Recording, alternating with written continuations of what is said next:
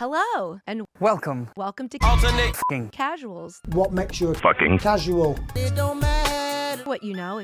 fucking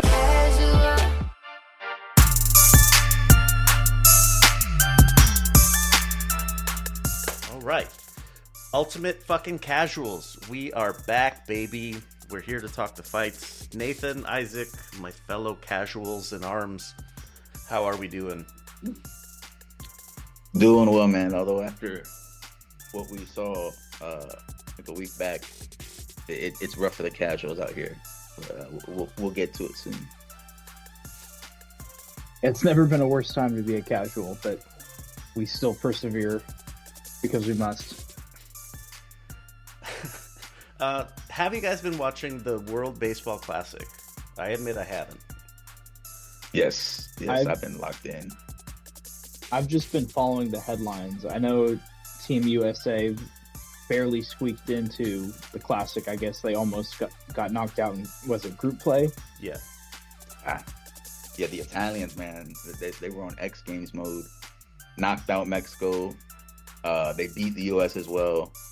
It was wild to see them. Some big upsets from Team Italy. Italy plays baseball? Yeah, I mean, it's a little bit hilarious because it's just Italian Americans on the team. Oh, I see. Like Dual these dudes are citizens. just straight up Americans. Yeah. Yeah. I think they're just straight up Americans, but they have Italian ancestry, so they were able to play for the team. But it is a bit hilarious. It's pretty much just Americans. I guess that makes sense. Yeah, there's a lot of Italians here. A lot of people from Jersey. The wider sports world is heating up. I was thinking, should we do brackets for March Madness? The shit starts tomorrow. For us, as we're recording now on the 14th, it starts tomorrow. That's like gambler's paradise. I will admit, I'm not too tuned in onto college basketball. I watch whenever it gets down to what is it, the Sweet 16, the final 16? Yeah, once it gets to 16, I'll check out the big games. But I have zero knowledge on this. I don't know if Nathan knows anything here.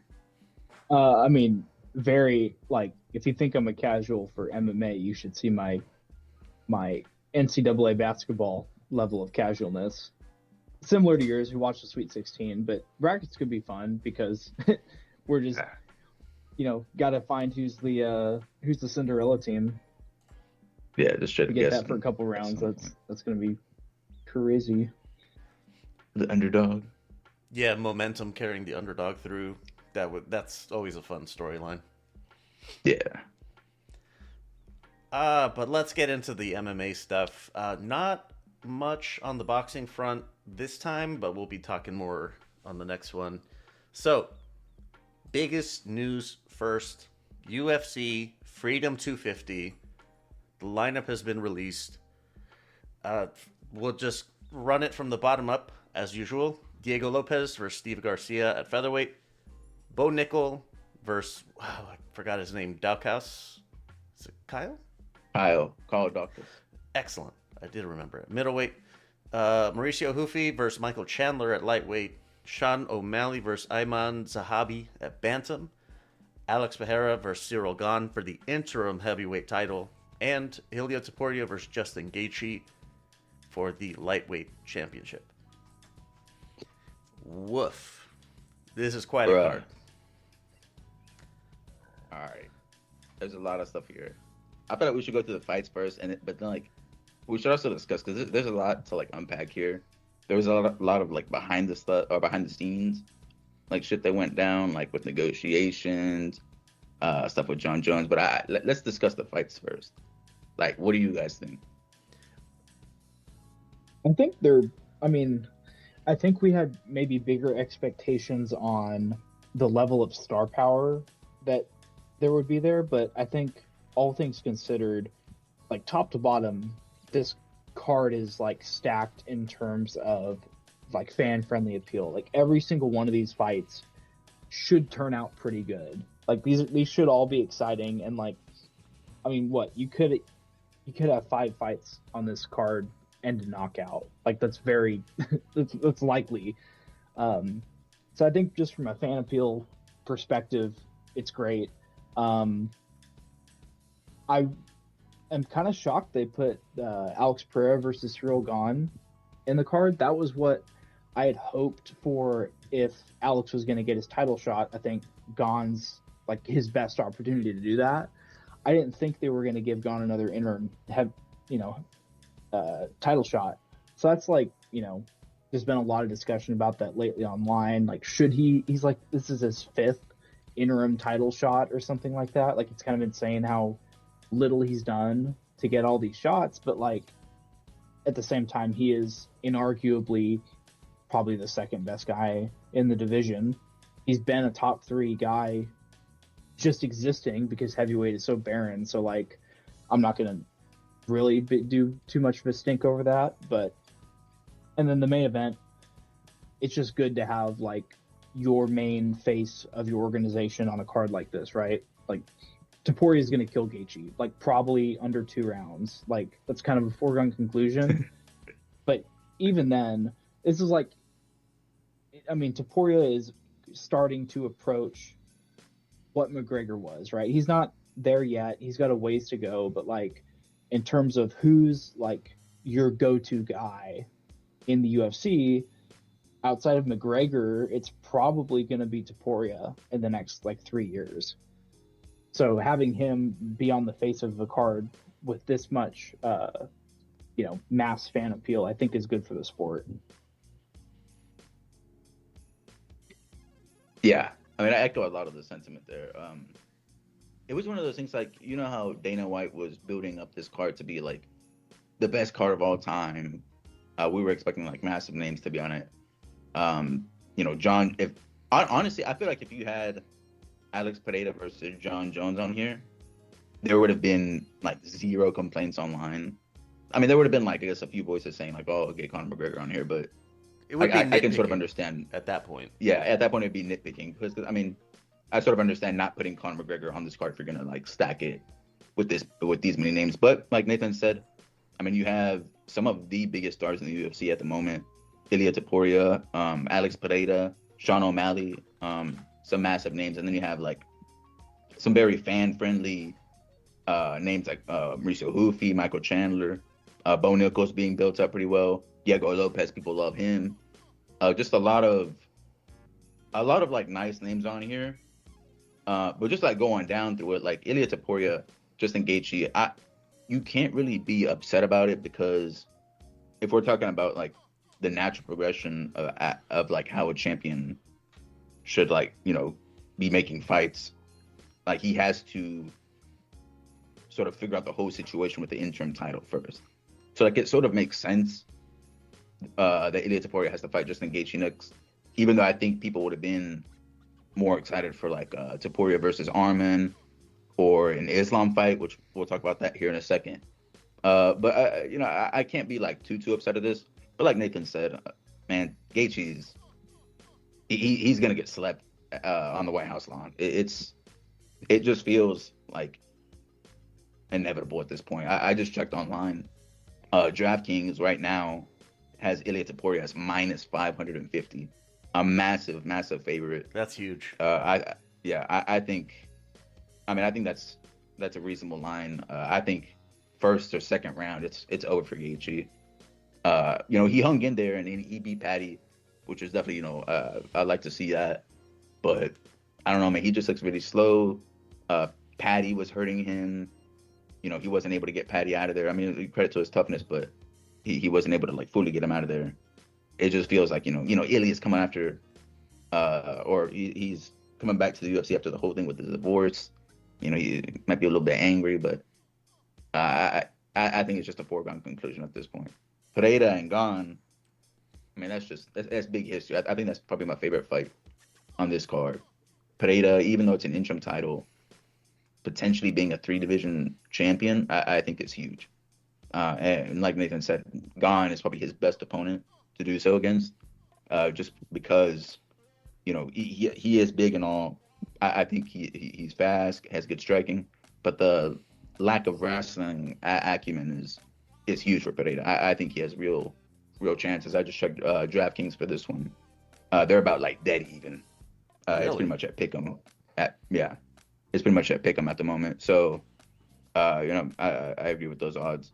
And then just going down through the rest of these, like, I really do wish they would have done O'Malley versus Sandhagen. Even like Sandhagen was there whenever they announced the White House card.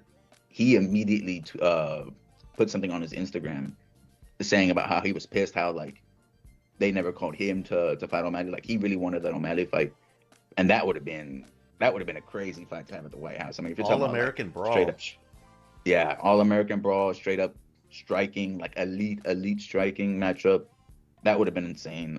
But I mean, I guess they sort of want to get O'Malley another title shot, so they want to go like somewhat low risk, which I guess is why they chose Hobby.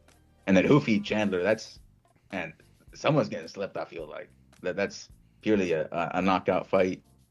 It is a little bit funny, I guess, funny for us, but I guess sort of sad for Chandler and he's been asking for this McGregor fight for so long, and I mean he's been having to fight killers just back to back. But yeah, it hasn't happened for him. And then Bo Nickel, I think Bo Nickel, Kyle Dawkins is probably the worst one on here.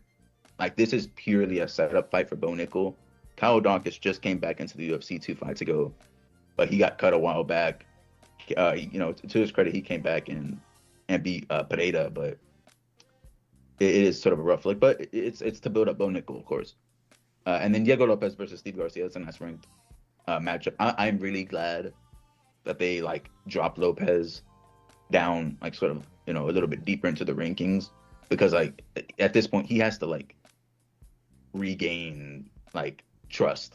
I mean, you can't have this dude near a title shot for the foreseeable future. So I am glad that they've done this matchup. I think that's a good one. It should be a good fight too. Just wanted to check to make sure, but Diego was talking about moving up, right? Like he's 155, like down bad at 145. Bro, you've had 2 title shots in the span of like 2 years, or the span of a year actually. Yeah. Pretty much. I mean, bro, you can't be allowed a title shot like for the next year and a half to 2 years. You just can't do it.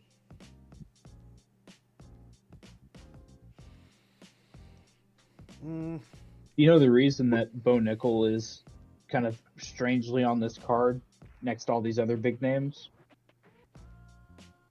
He's a Trump dude. You know the reason? He played golf with Trump like 4 years ago, and that's finally paying off. Wait, golf? Yeah, there was a Rogan interview where they were talking about all sorts of stuff, but he's talking about playing golf with Trump, and the whole section is him like glazing Trump's golf game or something like that, and making Rogan laugh. Which apparently, that's like, cool. Trump's like a bogey golfer. Like, he's actually like not bad. So I've only ever heard that he cheats a lot. Yeah, well, he probably does. So it is a little bit wild. Like, who doesn't kick their ball a little bit, right? Yeah.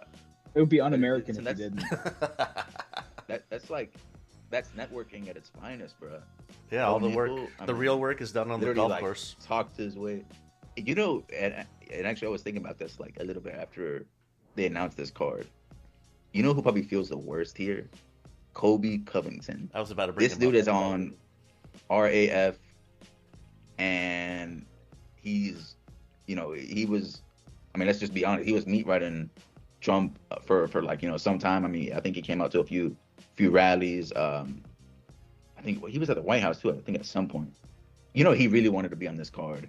I thought they were going to put him on here because they were like moving him up the rankings. They were doing some weird things in the rankings for him. I thought he was going to be on here, but it seems he was a little bit salty he wasn't put on this card. I think Sandhagen has more reason to be salty than Colby Covington.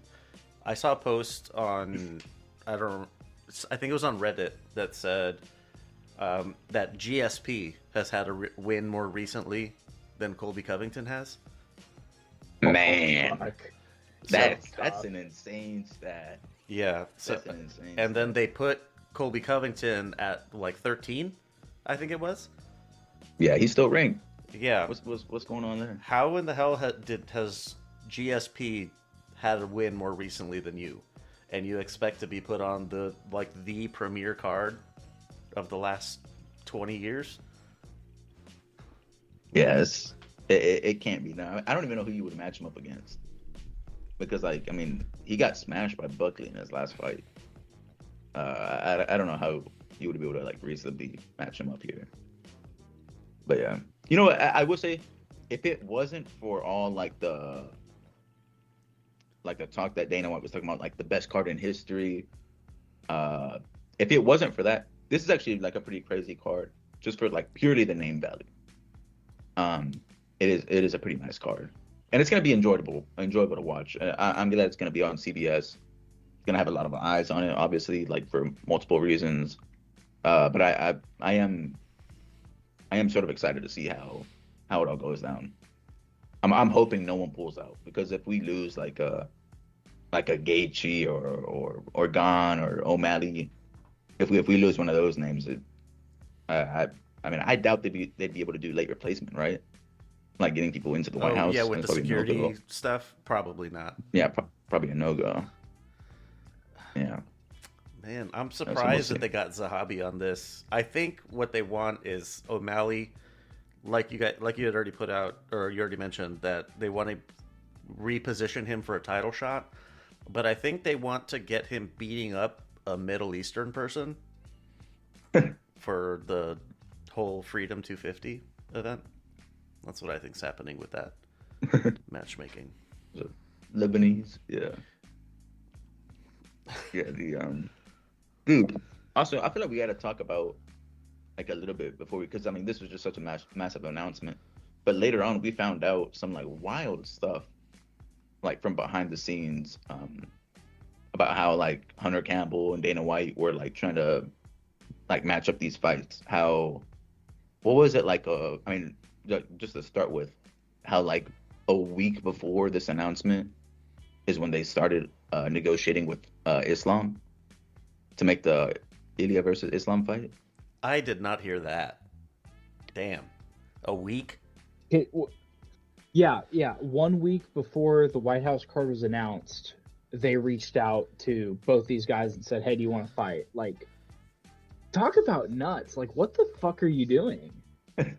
Like, they had to have had some other fight. And we're about to get into this. Like, it seems like they were negotiating pretty heavily with Jon Jones to get him to fight Alex Pereira for the heavyweight title. And I'm assuming when that fight fell through for main event, they said, Topuria, you're up. Let's fight Islam instead, you know? I think that's what happened. Because it makes no sense if you ever had an intention of Topuria headlining this card, which it's kind of silly why you wouldn't as a default. But that aside, like, why would you wait until a week before the event is announced? Yeah. I mean, yeah, I know later on they said that, I think his manager, Ali, mentioned that Islam has like some type of hand injury, so he's going to be out for some time. But the fact that you're negotiating, like you said, Nathan, for the biggest card, that like they have said that for the biggest card, the White House card, it's going to be on CBS for millions to view. You're negotiating it 7 days before. Like, that just seems like terrible business, like a terrible business strategy. Like, it's a wild thing. But I mean, they to their credit, I guess they were able to get something put together. It looks like they definitely did try to make Islam versus versus Ilya. I am glad they're like thinking about that fight. It sort of tells me that maybe we'll get it later on, depending on if Islam wins the next fight and if Ilya wins here. But yeah, just a wild thing. The Jon Jones story was also a little bit crazy. How like Dana White, I mean, now we're hearing that Jon Jones is asking to be released. He's been pretty pissed. It's that is a crazy storyline. I mean, I think Jon Jones is probably done. It seems like he wanted to come fight at the White House, but they just couldn't get to a number that he agreed with. Yeah, and I heard, I think it was on Errol Hawani's show that he was offered a number similar to what Conor Benn got in his Zuffa deal. So that was like $15 million, and Jones was offered 30 million for the Aspinall fight. Now, like I understand if the UFC doesn't want to pay him 30 million because they offered that to him, and then he accepted and then turned it down. So like I get them not wanting to just like, we're not giving you 30 million. We tried to, and you said no. But I don't know. I'm kind of stuck here because I think both sides like suck. Like, you know, that subreddit, like am I the asshole? And yeah. they have the rating where everyone sucks here. It's like this is the rating for like this situation, because I think the UFC, and this is probably why they waited a week before the fight to talk to Taporia, they're used to doing business in a world where no one ever tells them no. They tell the fighters what to do, and the fighters do it. And in the last couple of years, there are a handful of fighters, Jones being one of them, that's like, no, you're going to pay me what I'm worth. On the other hand, Jones never sticks to his word. He gives out a number, the UFC meets it, and then he's like, no, I want more. And then they meet it again, and he's like, well, I need this to happen. And so the UFC throws their hands up, and they're like, fuck you, we're not going to do it.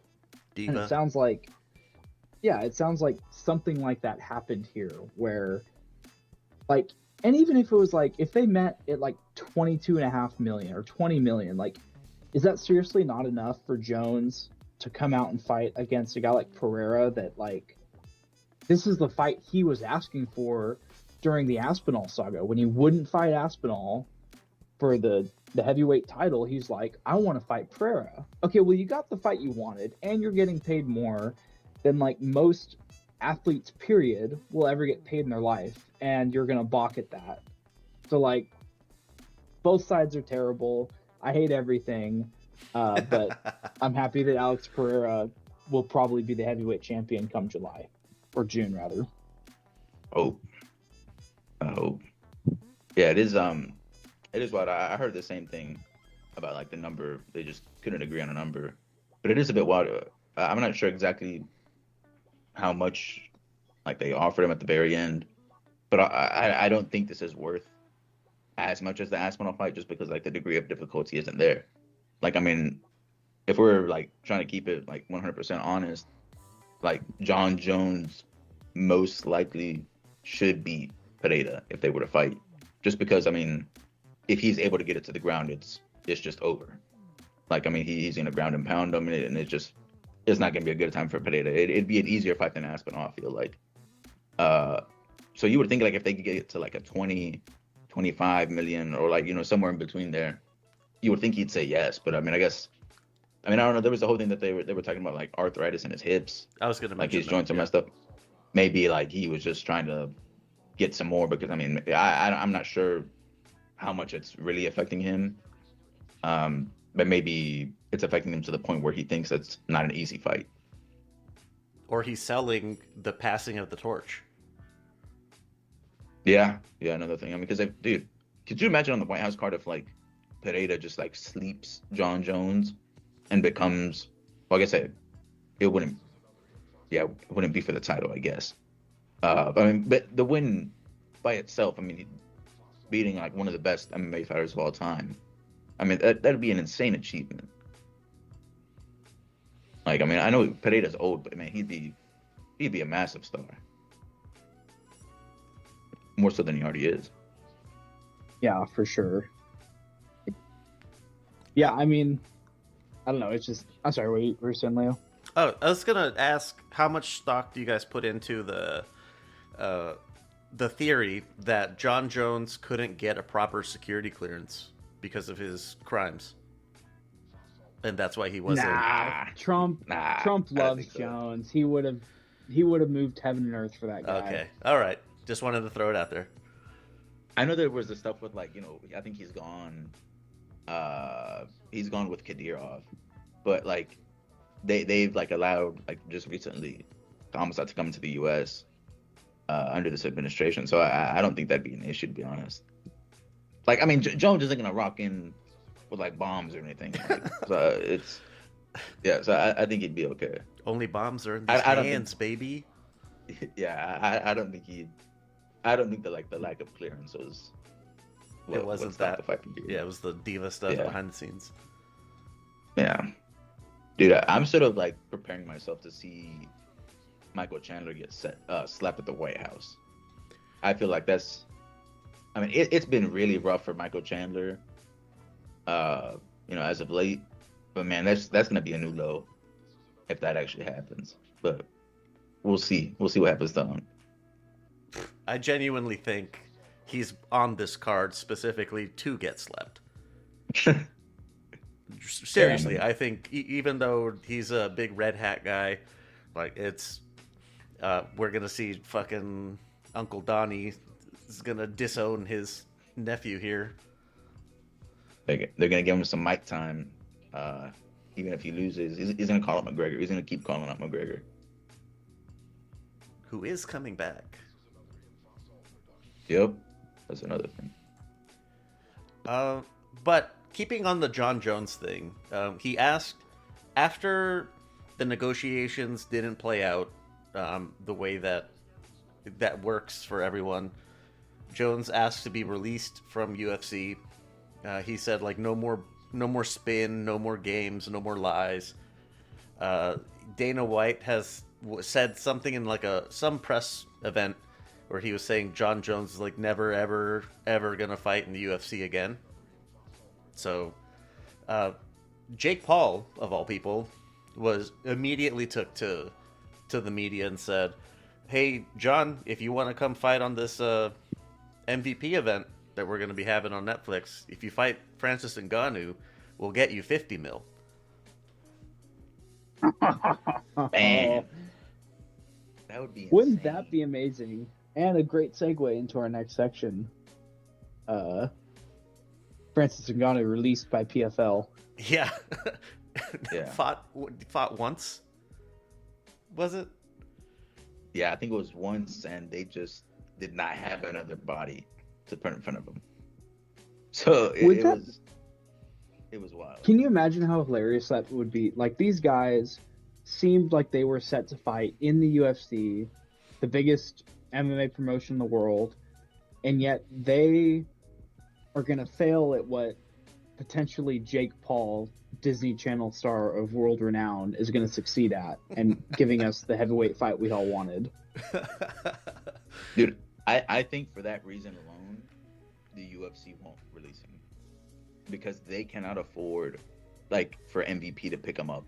Because I mean, the same hour that Jon Jones becomes a free agent, they sign Jones versus Ngannou, MVP, 50 million. They're gonna pay him. They'll get him 50 a mil. crazy amount. Yeah, they're gonna get him a crazy amount. His biggest payday. Like, that happens the same hour Jones gets released. I think for that reason alone, UFC will not release him. Just they can't afford it because I mean, if we're talking about like the UFC, I mean they always say we make the biggest fights, the best fight the best. That's like one of those that got away, and there's been a lot that have gotten away, but the fact that that fight would be made outside of the UFC, I don't think they can afford that. Like, they can't have that, out there in the ether. It'll tarnish their image. Less than, even though like they're both how many years removed from when we wanted that fight originally? Oh, dude. I mean, Ngannou's been gone for like 4 or 5 years now at this point. It's been a little bit longer than that. Yeah, it's been time has been moving quickly, honestly, because that's a long ass time ago. But yeah, that would be a crazy storyline if, like, after all that time that has passed, like, we end up getting it. Jake Paul makes it happen. Jake Paul MVP on Netflix. I mean, shit, I'd still watch it. I know they're like older at this point, but Ngannou also has like some wear and tear. I mean, he got brutally slept by AJ in the interim as well. So, both have taken some licks, some damage. That would be insane though. Yeah, man, it's sort of wild, like, thinking ever since this whole like Zuffa signing of Conor Ben, like the $15 million, $10 million, like, man, a bunch of fighters have been speaking out. I mean, just like UFC's been getting shit on recently. From outside of the UFC, from inside of the UFC. It's it's coming from all over. So Francis Ngannou, released by PFL, immediately gets picked up by MVP to fight Philippe Lins. Do you know who this guy is? I've never heard of him. I've never seen him fight actually, but I like read a few things about him. I know he hasn't fought since like I think 2024, but he's on like a 4-fight win streak. I guess it's a weird thing because like he hasn't lost recently, but he also hasn't fought in like 2 years, so it's sort of hard to like know where he's at. But I mean, I saw the face off, man. Man, he is dwarfed by Ngannou. Ngannou is like a decent bit bigger than him. Yeah, I mean, I sort of don't see how he's gonna be able to like fight Ngannou really, which is, I mean, sort of the idea, which is why that's why MVP made this fight. They want Ngannou to get a win and maybe match him up in the future.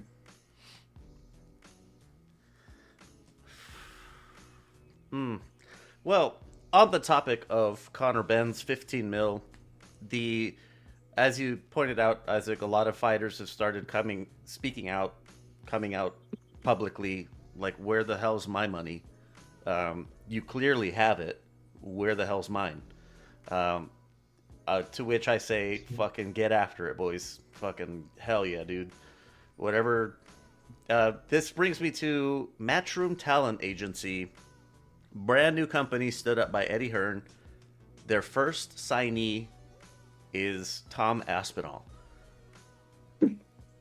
Clearly, this was a counter fuck you to Dana White. You want to sign my kid Connor? Well, I got your boy Tom over here. Man. Is this like a race to the bottom of who can be the pettiest bitch between the two? Yeah, I mean, I think that's what this is. It's just like a pettiness, competition.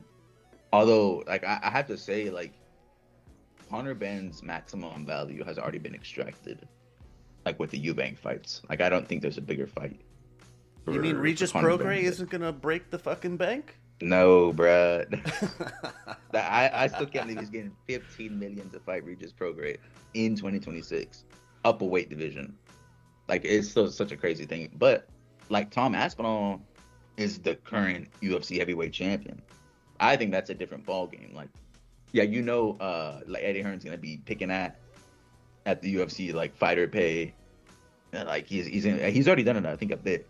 But it's gonna be hilarious, how the near future looks with Eddie Hearn talking about it, because he's already said a few things, and like it's riling up a few of these fighters, man. And, we don't know, he might start signing a few other English fighters, or if he manages to get Aspinall a good payday, maybe other fighters also trickle on, maybe not just English fighters.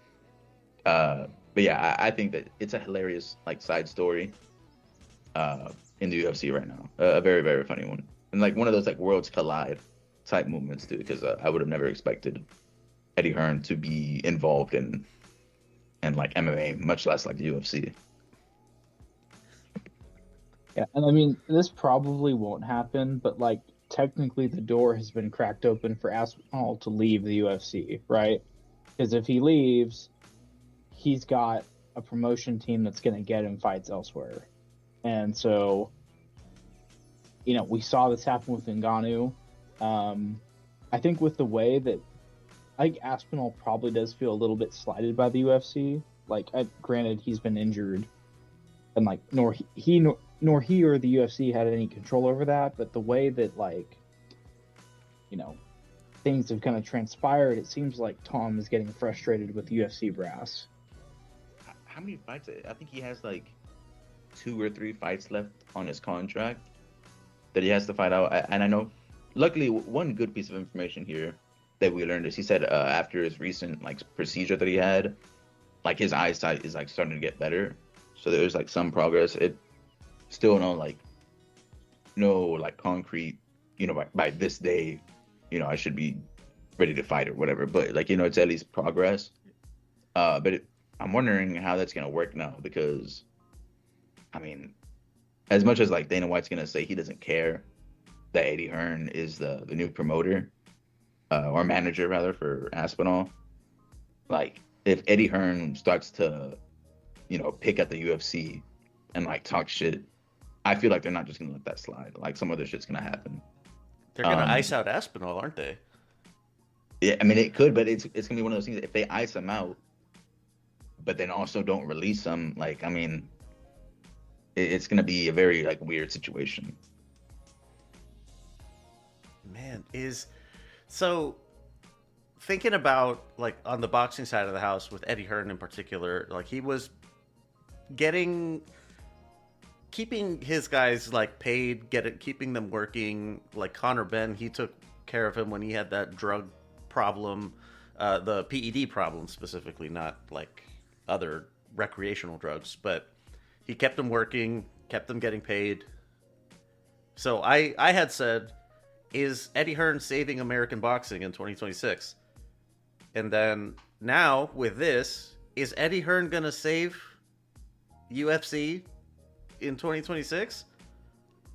Like, are people gonna see Eddie Hearn successfully negotiate on behalf of Tom Aspinall for better pay? Other people are gonna notice. I think it's one of those like interesting ones because we're now like getting into the promoter versus promoter. We've had it before in boxing, like Oscar De La Hoya, Eddie Hearn. Oscar De La Hoya beefs with Dana White. In the past he's done it a few times even. But now it's going to be interesting because now they're in the same realm.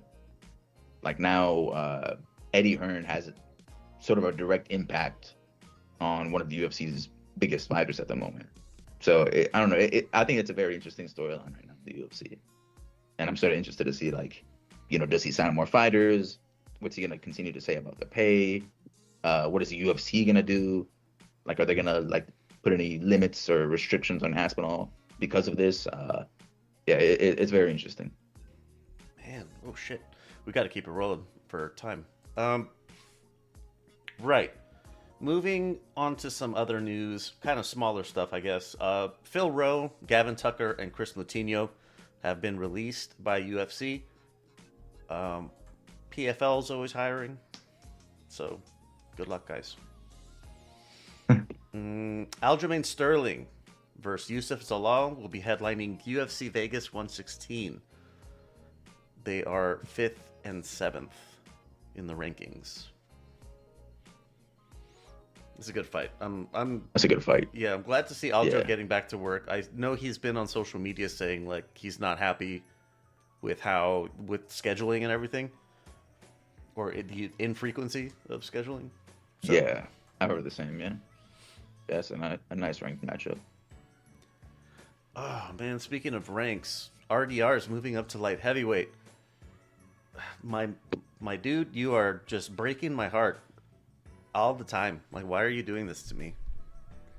Yeah, it's derailed, man. Derailed. Yeah, the train is in trouble. Not completely over, but it's not looking good. I think this is a good time to move up. I mean, Alex is not there anymore. That's his biggest obstacle, but also, I mean, he clearly had issues at middleweight. Seemingly with his cardio too. I mean, he's not a very fast guy to begin with, but like, he just seems like he's been worn down those last couple fights. He is really big for the weight. For middleweight, I mean. Yeah. Yeah. I mean, I think there's a great chance for him to succeed, but he doesn't have a whole lot of time. He's 35. Yeah, this move is necessary. I mean, this is now 2 losses at middleweight. Yeah, it's time. I mean, you got to try something different at this point. But yeah, I mean, we'll see what happens. We'll see who they match him up with first. Speaking of who they get matched up with, Beneil Dariush will be facing Quillan Salkild on the co-main for UFC Perth. Why are they doing this to Dariush? Do they want him dead or something? Who was he matched up before? Yeah, I'm trying to remember. His opponent dropped out. I remember it was someone that was gonna like torch him. I remember we talked about it before, but now I'm like blanking on who it was. Like having Oh, fights? Manuel Torres. Manuel Torres. Uh-huh. Yeah, that's right. Yeah, Manuel Torres. So yeah, this is now someone outside. Oh wow. Okay, so Salkild could break into the rankings here. This is a massive opportunity for him. Yeah, I think that's a nice fight.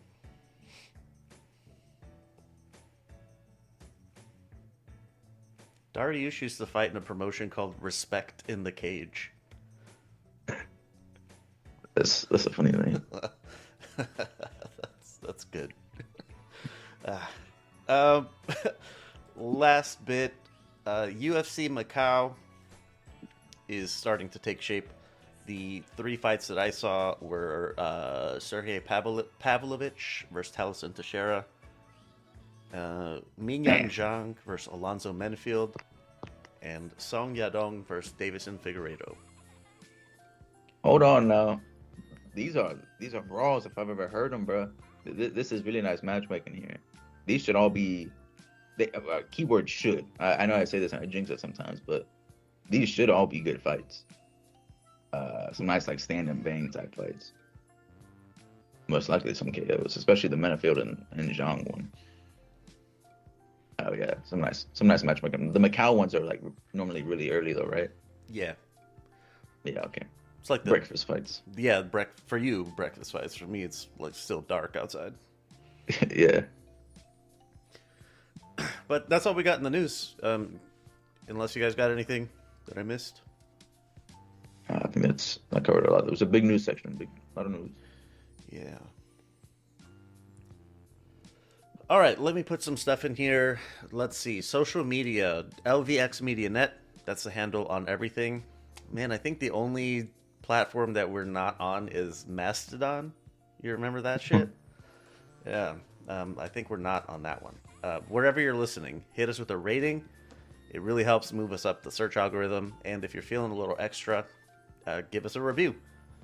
Fucking helpful. All of those things are helpful. Patreon.com/LVXMediaNet. If you want behind the scenes and ad-free, that's where you get it. What if your best thinking day wasn't a lucky accident? What if you could access that clarity, that sharp focus, that feeling of being completely on whenever you need it? We live in a world of distraction, where mental fog can settle in before noon. You need a natural edge, a simple way to clear the noise and elevate your mind. Introducing psilocybin, the daily supplement powered by extraordinary magic mushrooms. For centuries, these mushrooms have been revered for the unique compounds that support brain health in very groovy ways. Psilocybin has harnessed that power, making it easy to integrate it into your daily routine. When you take psilocybin, you're not getting a jolt of caffeine or a rush of sugar. You're nurturing your mind's long-term health and inner tranquility. Experience better focus for complex tasks, sharper memory recall, or a consistent, calmer energy throughout the day. Whatever you need, psilocybin has a supplement for you. Ready to cut through the mental clutter? Are you ready to tap into your highest potential? Go to lvx.be/soul. That's lvx.be/soul. Get yourself a nice discount while helping us out while you're at it. Unlock your mind's clarity with psilocybin. All right, into the recaps. Really quickly, Friday, March 6th, One Friday Fights 145. I highlighted a few on here. Nontachai got a nice stoppage in 3. That was a Muay Thai fight. They had an MMA one. Ethan Brockett submitted a dude named Ryan Butt. Oh, man. That's so unfortunate. I knew a dude when at my first job, we had a product that was from a Canadian company. And the technician that was assigned to our account, his name was Mohammed Butt. And he went by Mo. He went by Mo Butt. Yeah. Damn. When I saw that for the first time, I was like, come on. If you're going to... I went to the security dudes. I was like, if you're going to try to fish me, can you at least try better than this? Like, come on. Mo Butt? It's a meme name. Yeah. The top 4 fights were all fucking excellent. 3 of them were stoppages. The one decision was by a dude named Bruce Lee. All one word. That was his name. Yeah, I did see that. That was hilarious. It was a great fight. Moving to Saturday, March 7th. First things first, Ryzen 52 in Tokyo. I watched this card thinking I'll just, highlight a couple of them. Man, that whole card was just awesome. A lot of really hard fights, good, like even keel matchups. A lot of blood. Holy shit. There was a lot of blood. I witnessed my first soccer kick. that was a little jarring. Apache Mix got knocked out. It was not close. No, not Tachi Meg. From bad to worse. Yeah. Man, what a wild turnaround, man. Just people were saying he was like one of the best bantamweights in the world. Was on a crazy like win streak, and now he's getting knocked out on rising cards in 2026. It's a twisted fate, man. It sucks. I had hoped that he would have a better outing. Even if he did lose, I did hope that it would be better. Like, just Patchy Mix and I are relatively close in age, so I was hoping do it for us unks. Little sad little fist in the air. But yeah, not this time, Patchy. Sorry, bud. UFC 326. From the bottom up, Rodolfo Bilato stops Luke Fernandez in one. Oh, man, I should have practiced this one. DR Nurgozai, UD over Rafael Tobias. Man, this was my pick. One of my picks for entertaining fights. Sumu Derji beats Jesus Aguilar in a decision. Moving into the prelims, Niam Jargal Tumendembrel gets the UD over Cody Durden. Ricky Tercios gets submitted in 2 by Alberto Montes. Hilarious fight. Dante Johnson, UD over Cody Brundage. And gentlemen, cup check, Cody Garbrandt gets the UD over Xiaolong. In a fight that Xiaolong was winning pretty handily up until like the last round. That was nasty, bruh. Like he Gotta be threw the pound for pound worst nut shot in the UFC. I think you're right. Dude, I mean, he was throwing up. Yeah. I mean, what was it? He got kicked twice in the cup, and then kneed, right? Then the knee is what got in him down. one fight. I mean, that's egregious. I mean, to his credit, I forget who was it. Herb Dean, I think, in that fight. I want to say. I could be wrong, but I think they took away 2 points. They did. That was Herb Dean. You're right. Long. Yeah, which I mean, you have to do. I mean, Cody Garbrandt was thrown up in a bucket during the round. It was you have to take a point at that. After that many nut shots, yeah, that's crazy.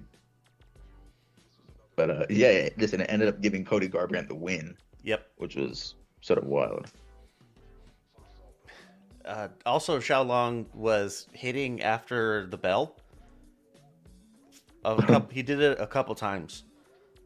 And like Cody Garbrandt, Xiaolong was trying to be like sportsman-like after the fight, and like Cody was just not having it. And I do not blame him one bit. I think now that I'm thinking back on my recollection of bad nut shots, I remember this one. It was in the UFC. A dude got kicked like really hard, and he fell down and was screaming in pain. And turns out he had ruptured a testicle from the kick. Oh, bro. Yeah. Oh. Bro. So unfortunately, Cody Garbrandt, that's not. I don't think you get the number 1 spot. Thinking about it, but I fucking would not want to trade places at any point. Yeah, we were before we started recording talking about heebie-jeebies. Yeah, and that'd be. I hate to see it. Moving into the main portion, Gregory Rodriguez gets the stoppage in 1 over Bruno Ferreira. Fucking brutal. It was a good one, though. Yeah, that was a very, very good knockout. I think they said it was like, I want to say it was either the first or the second punch that Rodriguez threw, and it knocked him out. And it was just textbook. Very, very nice KO.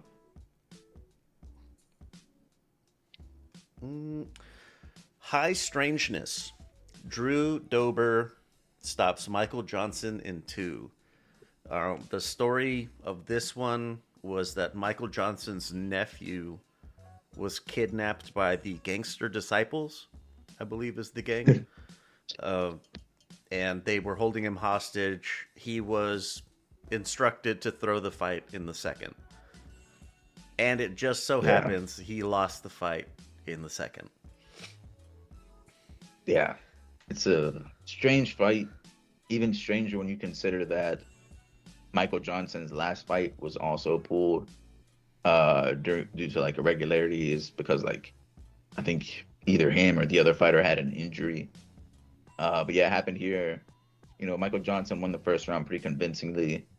You know, was dodging and weaving, avoiding a lot of Dober's shots. Then the second round comes around and he starts taking hits more frequently, and he gets put down pretty bad in the second round. I remember as soon as it happened, I mean, I just started laughing because like it's most likely not, you know, it's just a meme. There's like a rumor online, like a joke, but it is just insanely hilarious that that's how it like turned out exactly like the rumor said. But yeah, just a very, very funny moment. It really would have been funny if the fight had actually been fixed. I don't think that, at least to date, anything's been confirmed in that direction. But if it really was fixed and the guy just ate an overhand like straight to the jaw and just collapsed, and like that was his fixed fight instead of like, I don't know, pretending to go down from like a body shot, like that's hilarious. Something that I thought was interesting when they showed the knockout punch on slow-mo, it looked to me, and maybe I'm wearing my tinfoil hat a little bit too tight, but it looked to me like he dropped his hand, his lead hand. He let it go down as the punch was coming at him, and his eyes, he saw the punch coming. So that old adage about the punch that hurts the most is the one you don't see. Like he was looking right at his fucking hand, and I think he saw it coming. I think he knew it was coming. I'm gonna keep my tinfoil hat on and say Michael Johnson threw the fight, just because it's funny. That's really it. I don't know if I want to bring this up. There's another tinfoil hat conspiracy around Drew Dober's performances. Are you guys aware of what I'm talking about? Yeah. Yes. Yeah. Racially motivated Drew Dober strikes again. He's only elite when he's fighting black people, apparently. Yeah. I saw like Drew Dober, like he didn't know about it. He had to walk up to like Michael Johnson like, during fight week. Yeah. He's like, no, guys, I'm not racially motivated. Like, it's a very funny movie. Drew Dober's a good dude. He seems very nice. Yeah, he seems good-natured. Yeah, very, very nice dude. Raul Rosas gets the UD over Rob Font. Not that impressive of a win, though it was a little boring, I guess. Yeah, a lot of lay and pray. I don't even think there was that much like ground and pound. I mean, yeah, you got to win at least. I guess you can say over a respectable name, but I mean, you got to do a little bit more on the ground. I feel like if you want to like impress people, but I mean, I guess it's a win nonetheless. Caio Borralho, 7th at middleweight. UD over RDR, 8th. Rib. Disappointment. Yeah, RDR tried, man, but he was just like he was too slow in there, man. It just seemed like it was I mean, he was fighting in slow mo. I mean, Bohalio, at least like early on, was putting together stuff a lot faster than RDR could even like react to. I mean, RDR would have to take shots in order to get inside and land something on Bohalio. Later on, whenever Bohalio like slowed down, you know, RDR was able to do a little bit better work, but it was never enough. Yeah, and it just, I'm not sure if it's the weight cuts that get to him, but that's now like 2 performances where he just hasn't really looked the same, at least at this level of competition. But yeah, it's, you know, we'll see. Maybe the move up to light heavyweight will be good. But for Kyle, man, a great win over a good name champion, and I think it was a double champion in one FC. So yeah, it's, you know, after, who was it that Kyle fought? Was it Imavov?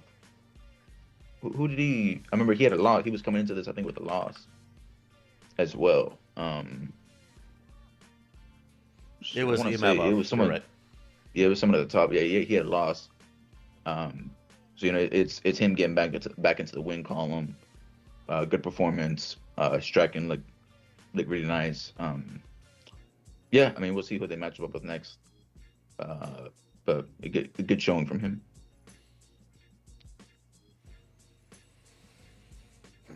Was this a good showing?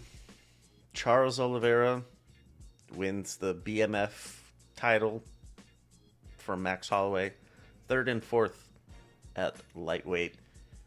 I have been seeing, I saw, who was it? Volkanovski was saying that if fights continue to look like that, don't be surprised when the BMF belt gets taken away. Because it was a dominant performance. Like, let's not kid ourselves. It absolutely was, but that's not exactly what the BMF moniker is supposed to be. Yeah, they've all been pretty hyped.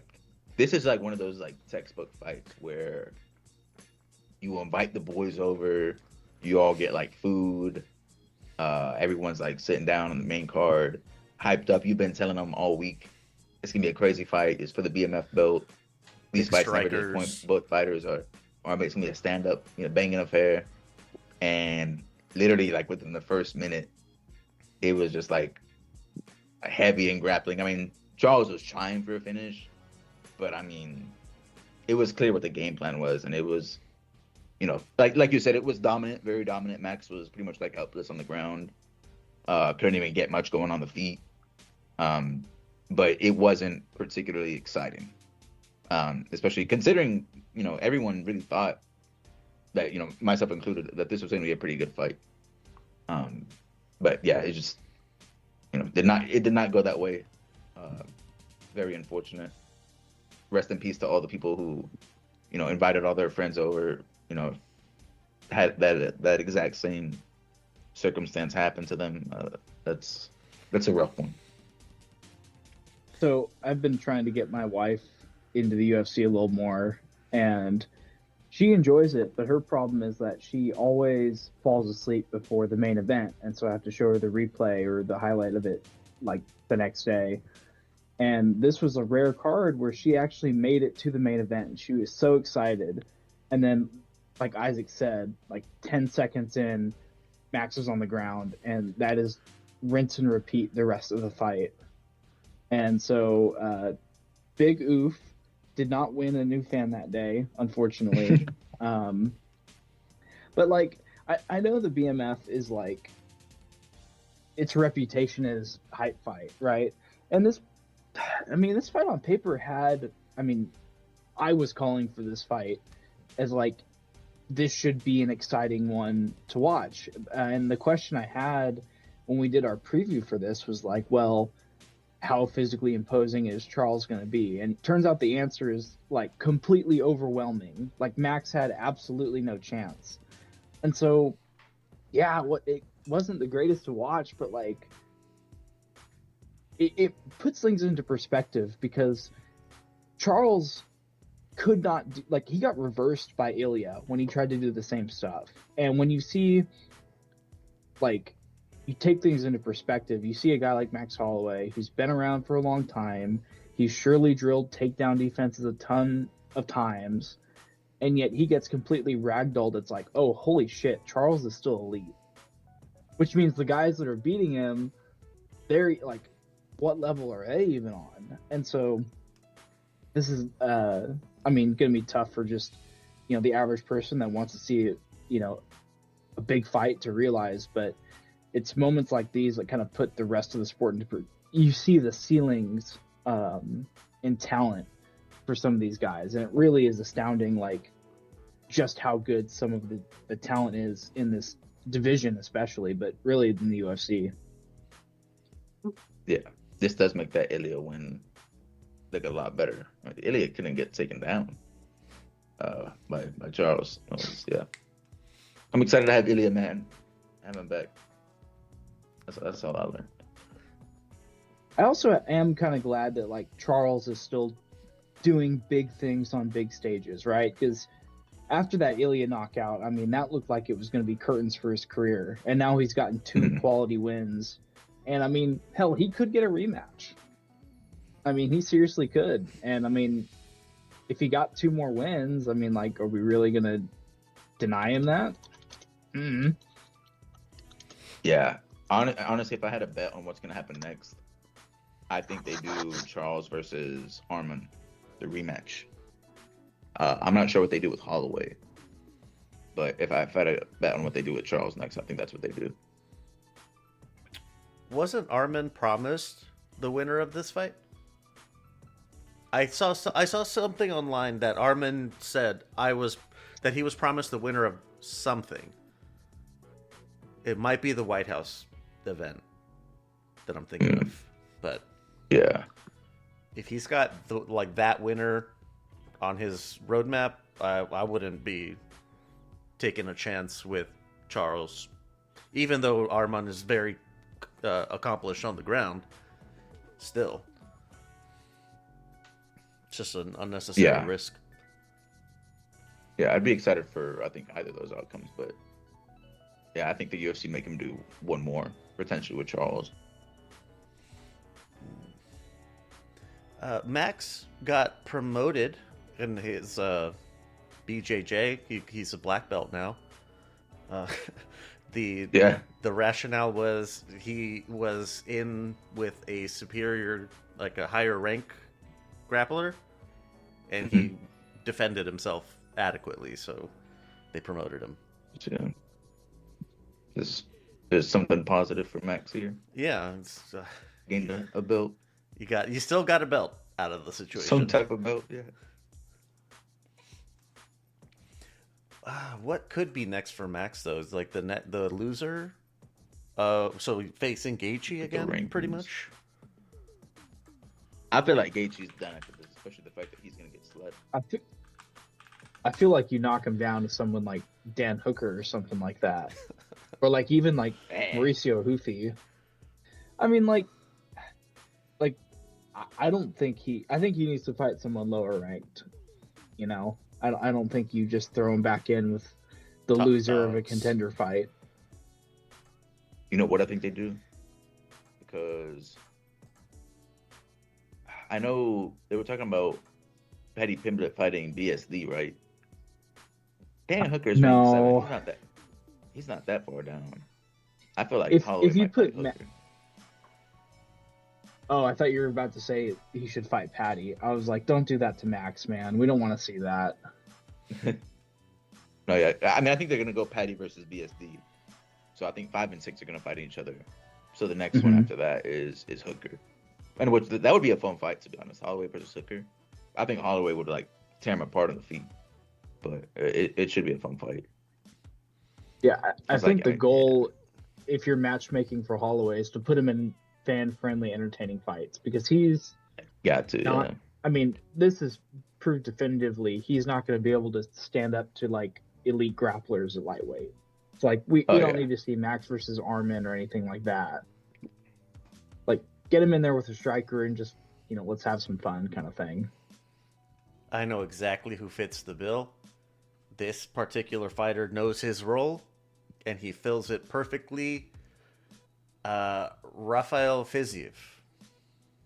Oh, Ooh, That would yeah, actually that would that be would be a cool good. fight. It's like further down the rankings, but like that's that one. I know we said it about Charles versus Holloway, but I actually don't see how Holloway versus Viziev isn't a good fight. Fiziev always Like comes to Rumble. yeah, He I comports would himself actually be well willing against to like bet top money. dudes.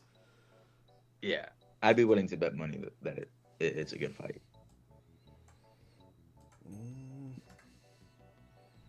Who's the guy from?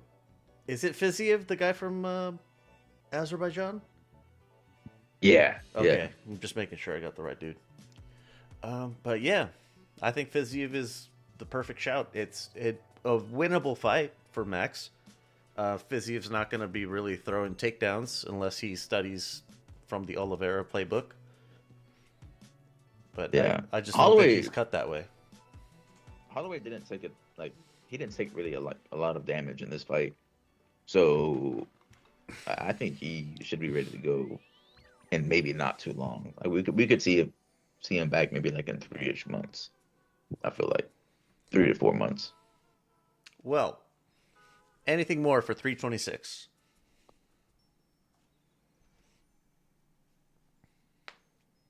All right.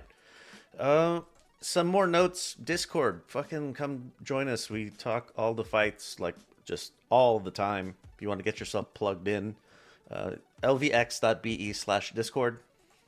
Send me your spiciest takes. 833-589-7637. How disappointed are you in RDR? Ideally, you would send me a voice note in WhatsApp, but I'll take whatever you can give me. And if you want, I think, a really nice MMA calendar, lvxmedia.net/MMA. Do you have that nagging feeling of being exposed when you're online? In today's world, a simple antivirus isn't enough.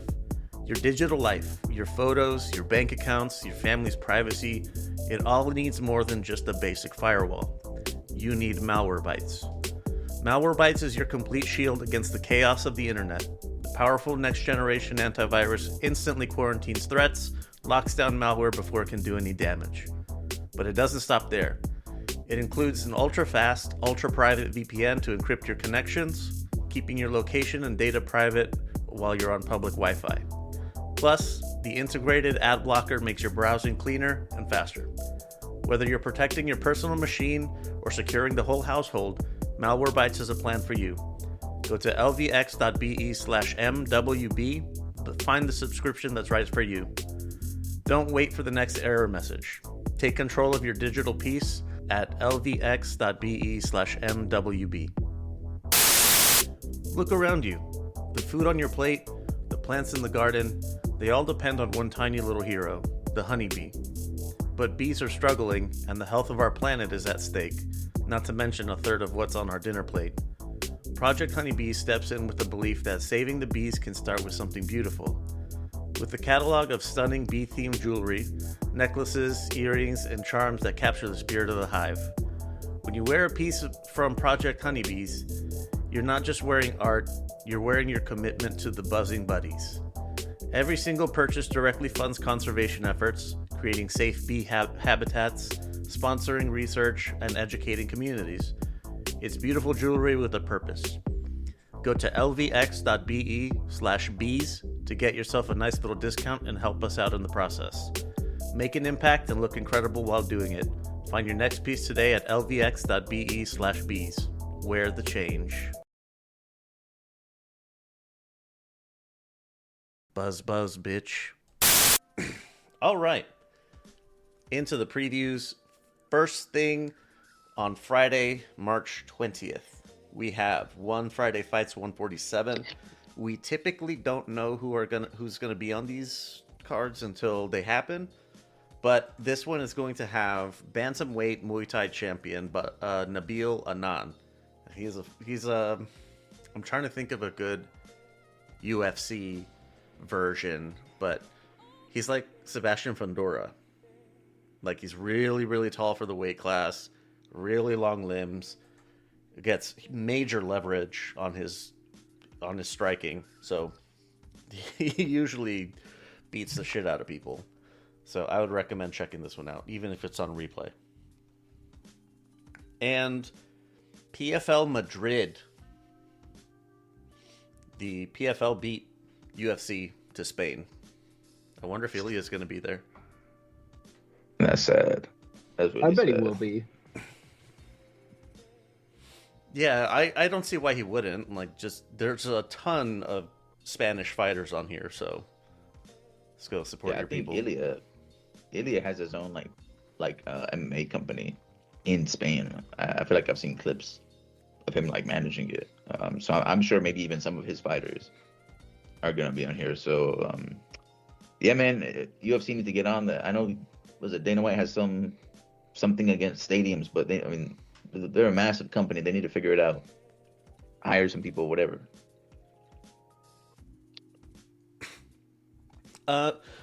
There's, like I said, a lot of Spanish fighters on here. The prelims are stacked with local boys, but we got on the main portion Linton Vassell versus Denis Goltsov at heavyweight, Franco Tenaglia versus Yassin Nahid at welter. I think that's Najid. Probably is. Alexander Chablis, versus Akoiden Duque at light. Co-main event, AJ McKee versus Adam Boric. Second and fourth at featherweight. And then main event, Costello Vancinas, the middleweight champion versus Fabian Edwards, number 2 in the rankings. It's the co-main and the main I'm probably going to tune in for. The rest is perhaps a little too degen. But main and co-main I'll tune in for. Yeah, I'm probably going to be doing the same. It should be nice. Yeah. We'll see if Fabian Edwards can potentially pick up a title here. His last one out was a nice head kick. Yeah, he won the 2025 bracket with that one. Yeah, really, really nice win. Yeah. Saturday, March 21st, UFC London at the O2. From the bottom up, we'll just list them all out. Melissa Mullins versus Luana Carolina at bantam. Chanel Dyer versus Ravina Oliveira at strawweight. Shem Rock versus Abdul Karim Al-Selwadi at lightweight. Mick Parkin, 15th at heavyweight versus Mario Pinto. Oh, shit.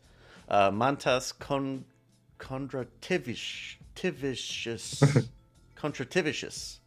I think I got that. Versus Antonio Trigoli. Yeah, that one has a lot of letter herpes in there. Louis Sutherland versus another one. Brando Persic.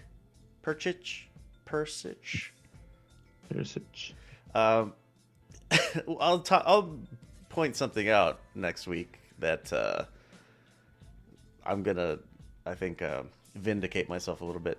Nathaniel Wood versus Losincada at feather, and Mason Jones versus Axel Soa at light.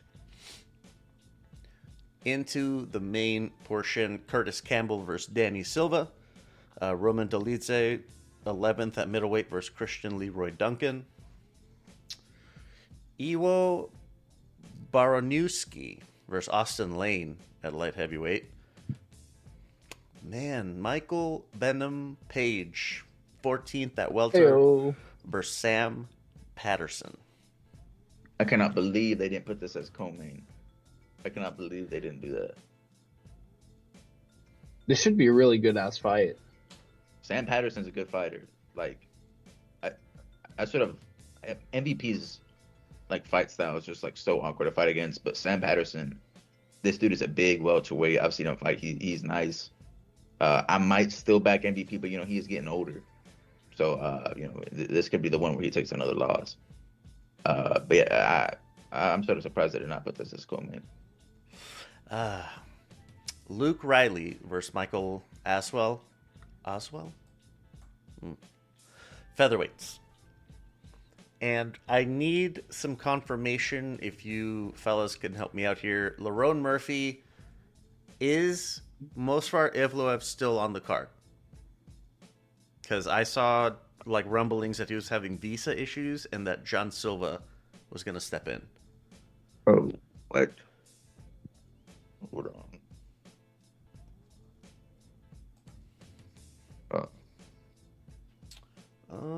still listed as on for his next fight, so I think he's good. Yeah, I know. I see what you're saying about John Silva. He posted a tweet saying, "Always be ready." Yeah, that's what made me think there was some veracity there. Well, apparently, okay, I will say this. Apparently, Abdulweb on Telegram said something about don't listen to unreliable sources. Everything is fine with the visa. We're going for the victory. So he dismissed it. All right. And I know, like you said, on the UFC website, it's still listed. So I'm going to assume he's still fighting. But I guess if we get to like Wednesday, and we don't see Abdulweb like at the fighter meetings, then we'll know. But yeah, as of this moment, we gotta assume he's still in there. Yeah, great fight though. How is it possible that they have a visa issue, right? They should know months in advance. And shouldn't the UFC be advocating for, like, I don't know, flying the fighter they scheduled in? Is it just like shitty bureaucracy on the part of the host country, or is it the UFC being like shit at planning stuff? Everyone sucks here. Okay. I think it's honestly both. I'm not sure.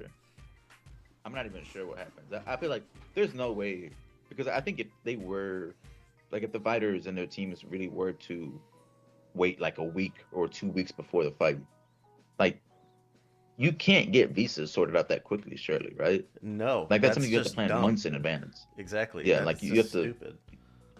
Like, yeah, so yeah, I'm not like even sure what happens, like, whenever they do have visa issues. I know it's a thing in boxing too. Like, what was it, like, who was it, Andy Hiraka? Yeah, he had like some issues as well. I mean, dude arrived like 2 days before his fight in the US. It seems to be a common thing with fighters. I'm not really sure why, but yeah, hopefully, this card is already a little bit weak. There's some decent fights spread out, but the main event is really what's carrying this card, just because it is like textbook, like, title eliminator, Evloev Murphy, number 1 versus number 3. I thought one of them was going to be fighting Volkanovski instead of Lopez, but we didn't end up getting that. So this is like the second best thing we could get. Whoever wins here is getting a title shot. I think, like, simple as that. So, high stakes fight. I wonder if the visa stuff has anything to do with the fighters often being like independent contractors and not full-fledged employees. And maybe that's why UFC kind of can't help facilitate their visas. I don't know. I imagine they probably have like lawyers though that. Right, you'd think that they would have somebody plugged into this exact issue. Yeah. That, like, if you have any issues, they can like square them away pretty quickly. And same for the fighters. You should know how to handle this shit at this point. You're a fucking professional fighter. It's your job. You got to travel. Have y'all ever seen a boxer have this issue? Because I'm struggling to think of an instance where something like this has happened in boxing. Just the one recently, Andy Hiraka fighting Gary Anton Russell. Yeah. Oh fuck! I completely missed that. But that's the only one that I've ever heard of. Reset. I feel like there's definitely been another case, but I can't remember any off the top of my head. The Andy one was like the biggest story. I still can't believe that happened. Like, bro was definitely jet lagged. Like, I mean, there's just no way.